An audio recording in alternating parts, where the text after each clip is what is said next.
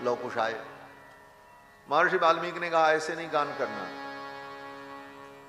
नैमिषारण्य की गलियों में घूम घूम करके तुम्हें कथा सुनानी। लव कुश ने कहा ठीक है। वाल्मीकि जी ने कहा देखो ये कथा राजाधिराज भगवान रघुनंदन, अगर वो इस कथा को सुनेंगे और उनका मन प्रसन्न हुआ और उन्होंने कहा कि आओ मेरे दरबार में इस कथा का तुम वाचन करो, कथा को सुनाओ, तो उनकी आज्ञा का पालन करना। वो राजाधिराज हैं, राजा की आज्ञा का पालन करना चाहिए और चले जाना दरबार में, और वो कहेंगे तो दरबार में इस कथा को सुनाना।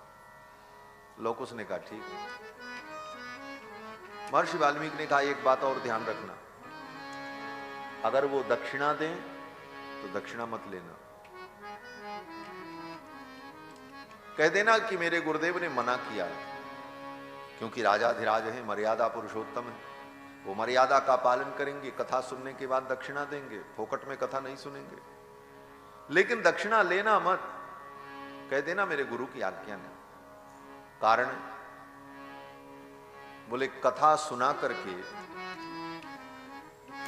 रामायण भागवत इत्यादि ग्रंथों का प्रवचन सुना करके, कथा सुना करके दक्षिणा प्राप्त करने का अधिकार केवल ब्राह्मण को है। ब्राह्मण के अतिरिक्त कथा कोई सुना दे, भगवान की कथा का कोई वर्णन करे, इसमें कोई आपत्ति नहीं है, लेकिन कथा सुनाकर उसके बदले में दक्षिणा लेने का धर्म केवल ब्राह्मण का, क्षत्रिय का नहीं, वैश्य का नहीं। अब कलयुग में तो सभी कथा सुना रहे, अनधिकारी भी व्यास पीठ पर बैठ करके कथा सुना रहे हैं, इसीलिए कथा का फल नष्ट हो जाता है। महर्षि वाल्मीकि ने कहा दक्षिणा मत लेना, मना कर देना, और यह भी नहीं बताना है लव कुश को कि क्यों नहीं लेना है, क्योंकि और बहुत सारे कारण थे। महर्षि वाल्मीकि ने सब कुछ सिखा दिया। लव कुश आए, नैमिषारण्य की गलियों में घूम घूम करके कथा सुनाने लगे।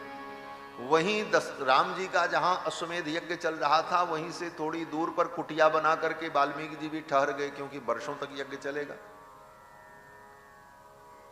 अब लव कुश जब कथा सुनाने लगे तो जितनी प्रजा थी वो कथा सुनकर के भाव विभोर हो गई और लव कुश के पीछे पीछे चलने लगी। जिधर जिधर कुश और लव जाते वो प्रजा भी पीछे पीछे चलती। अब जिस गली में वो जाएं, संपूर्ण जनता उनके पीछे पीछे चलने लगी। वो बड़ा काफिला बन गया, बड़ी यात्रा बन गई। गाते हुए जा रहे थे, तब तक उधर से राम जी रथ पर बैठ करके आ रहे थे।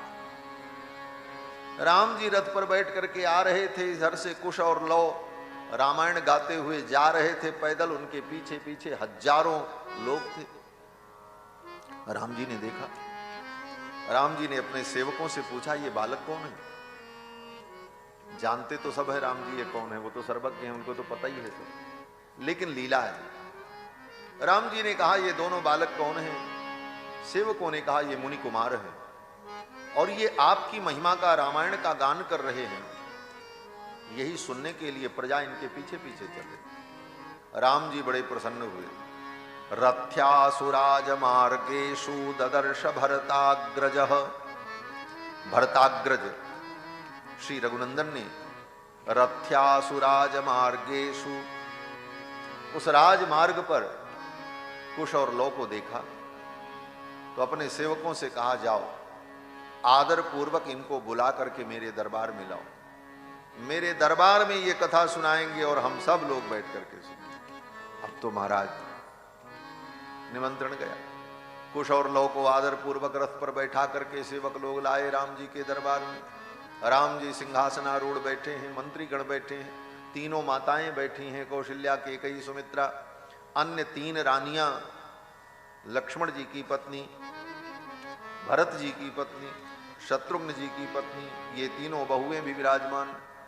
और इन बहुओं के भी 2-2 पुत्र, भरत जी के 2 पुत्र तक्ष और पुष्कल, लक्ष्मण जी के 2 पुत्र सुबाहु और सुतसेन, शत्रुघ्न जी के 2 पुत्र अंगद और चित्रकेतु, ये बालक भी, पूरा राज परिवार बड़े बड़े राजा महाराजा जो अन्य प्रांतों से आए थे यज्ञ में सम्मिलित होने के लिए, वो सब बैठे।